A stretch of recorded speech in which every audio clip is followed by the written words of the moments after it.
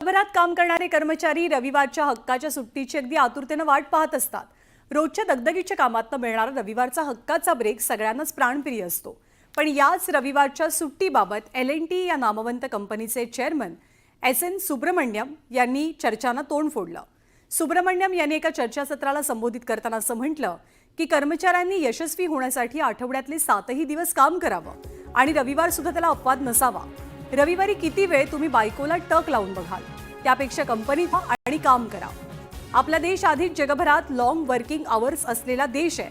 भारतात लोक आठवड्यामध्ये सरासरी 46 ते 70 तास काम करतात. याआधी इन्फोसिसच्या नारायण मूर्तींनी कर्मचाऱ्यांनी 70 तास काम करावं असं मत मांडलेलं.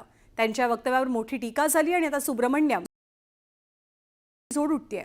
प्रसिद्ध अभिनेत्री दीपिका पदुकोणनं सुद्धा या विधानाचा निषेध लोकांचे असे विचार हैराण करतात असं म्हणत कर्मचाऱ्यांच्या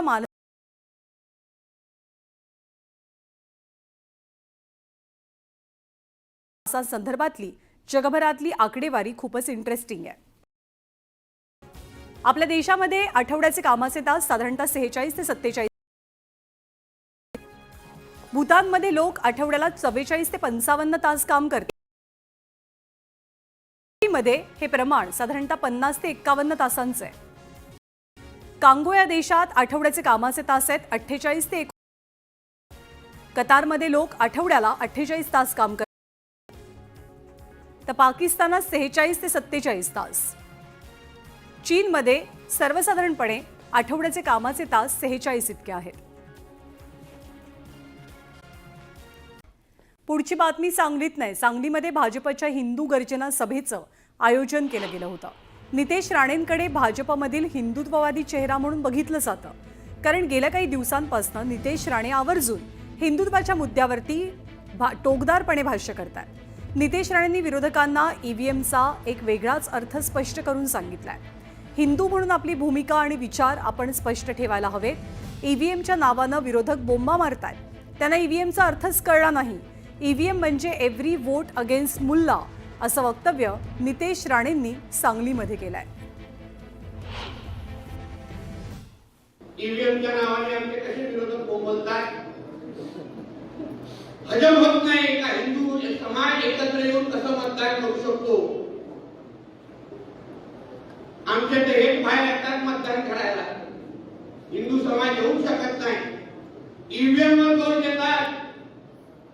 आता या लोकांना EVMचं फुल फॉर्मच कळलं नाही. हिंदू समाजाने कुठल्या विचाराने मतदान केलं कळलंच नाही. EVMचा अर्थ आहे एव्हरी वोट अगेन्स्ट मुल्ला. म्हणून आम्ही EVM वरून निवडून आलो आणि आपण काय बोलतो EVM म्हणूनच निवडून आलो.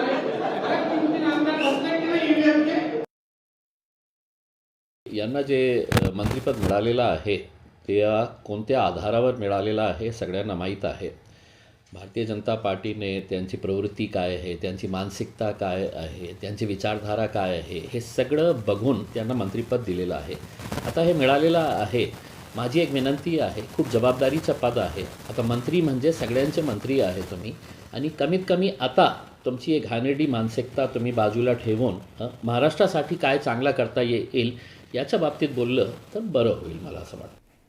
आणि याच हिंदू गर्जना सभेमध्ये मत्स्य आणि बंदरे विकास मंत्री नितेश राणे, माजी मंत्री सुरेश खाडे यांच्यासोबत शेकडो हिंदुत्ववादी कार्यकर्ते उपस्थित होते. या सभेला उद्देशून भाषण करताना हिंदू राष्ट्राची गर्जना खाडे यांनी केली आणि केंद्र सरकारनं त्या दृष्टीनं पावलं उचलणं गरजेचं आहे. केंद्र सरकार त्या दृष्टीनं पावलं टाकतंय, त्याला आपणही साथ द्यायला हवी अशी विनंती त्यांनी उपस्थितांना केली. 2-4 मिनिटांच्या आपल्या भाषणात मिरज मतदारसंघाला मिनी पाकिस्तानची उपमा देत त्यांनी मतदारांचा अवमान केल्याचं बोललं जात आहे. त्यासोबत धर्मनिरपेक्ष संविधानावरती चालणाऱ्या देशाला हिंदू राष्ट्राकडे नेण्याचा इरादाही त्यांनी बोलून दाखवला. हिंदू राष्ट्र झालं तर मग काही चिंता नाही, पण मोदी साहेब त्या प्रयत्नात आहेत. आता त्या दृष्टिकोनातून निश्चित आपल्या सगळ्यांची साथ पाहिजे. आम्ही जर दलित असलो तरी आम्ही हिंदू आहे असं समजू नका तुम्ही. हिंदू चांभार म्हणून लावलं जातं आम्हाला. त्यामुळे असं नाही की आम्ही पण तुमच्या बरोबर आहोत राजे. त्यामुळे आम्ही मागे नाही आहे.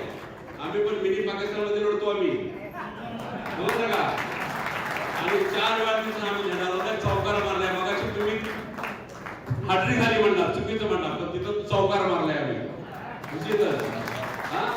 निवेदन बघून त्यामुळे असं नाहीये, पण जिथं आम्हाला ठोकायचं त्याकडे ठोकणार, जिथं रुजवायचं तिथं रुजवणार आणि आम्ही आपल्या बरोबर आपली साथ देणार, त्याबद्दल शंका नाहीये. टक्कल पडणाऱ्या आजारानं धुमाकूळ घातलाय. या आजाराचे सुरुवातीला 25 ते 30 रुग्ण होते, मात्र हा आकडा झपाट्यानं वाढू लागलाय. टक्कल पडणाऱ्या रुग्णांचा आकडा तब्बल 104 वरती गेलाय. तसंच 11 गावांमध्ये हा आजार पसरल्याची माहिती मिळतेय. पाण्यातील नायट्रेटच्या प्रमाणामुळे किंवा फंगल इन्फेक्शनमुळे हा आजार पसरल्याची माहिती आहे. मात्र टक्कल पडण्यामागे हेच ठोस कारण असू शकतं याची अद्याप तरी पुष्टी झालेली नाहीये. मात्र या आजारानं नागरिकांमध्ये मोठी घबराट पसरली आहे.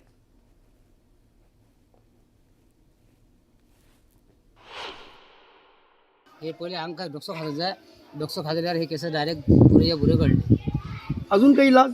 अजून इलाज काहीच नाही, गोळी नाही. फक्त आम्हाला त्या गोळ्याच्या आमचं दवाखान्यात नेलं, रगत काढलं आमचं. अजून आम्हाला कोणती बिमारी आहे हे सांगितलं नाही, पण कोणचं आहे काहीच सांगितलं नाही. आज 10-12 दिवस झाले. अजून एक तर पाण्याचा सोर्स, त्यानंतर काही डेफिशियन्सी आहे का बॉडीमध्ये, याचे देखील आपण सॅम्पल घेतलेले आहेत. तात्पुरती फर्स्ट एड ज्याला आपण म्हणतो, त्या लोकांना काही सूचना दिलेल्या आहेत आणि मल्टीव्हिटॅमिनचं टॅबलेट देखील आपण त्यांना डिस्ट्रीब्यूट केलेले आहेत. त्यामुळे जास्त पॅनिक होण्याची काही आवश्यकता नाही. हिवाळ्याच्या दिवसामध्ये अशा फंगल इन्फेक्शन होत असतं. आणि छत्रपती संभाजीनगर शहरामध्ये दिवसा ढवळ्या एका तरुणाचं अपहरण केल्याचा प्रकार घडलाय. अवघ्या 15 सेकंदात 4 अपहरणकर्त्यांनी या तरुणाला गाडीत कोंबलं. तरुणाला कारमध्ये कोंबत असताना एका अपहरणकर्त्याचा मोबाईल खाली पडला आणि त्याच्या मदतीनं पोलिसांनी या तरुणाची सुटका केली. शहरातल्या सिटी चौक परिसरातली घटना आहे. अपहरण करण्यात आलेला तरुण सराफा कामगार असल्याची माहिती मिळते. पैठणच्या दावरवाडीत राहत असलेल्या एका तरुणानं दागिने घेण्यासाठी या तरुणाला 8 लाख रुपये दिले होते. मात्र पैसे देऊन सुद्धा त्यानं दागिने दिलेच नाहीत. वारंवार पाठपुरावा करून ना पैसे परत मिळाले ना दागिने. त्यामुळे अखेर या तरुणालाच उचलून देण्याचा कट रचला गेला होता. मात्र घाई गडबडीत अपहरणकर्त्याचा मोबाईल खाली पडला आणि त्यांचा डाव फसला.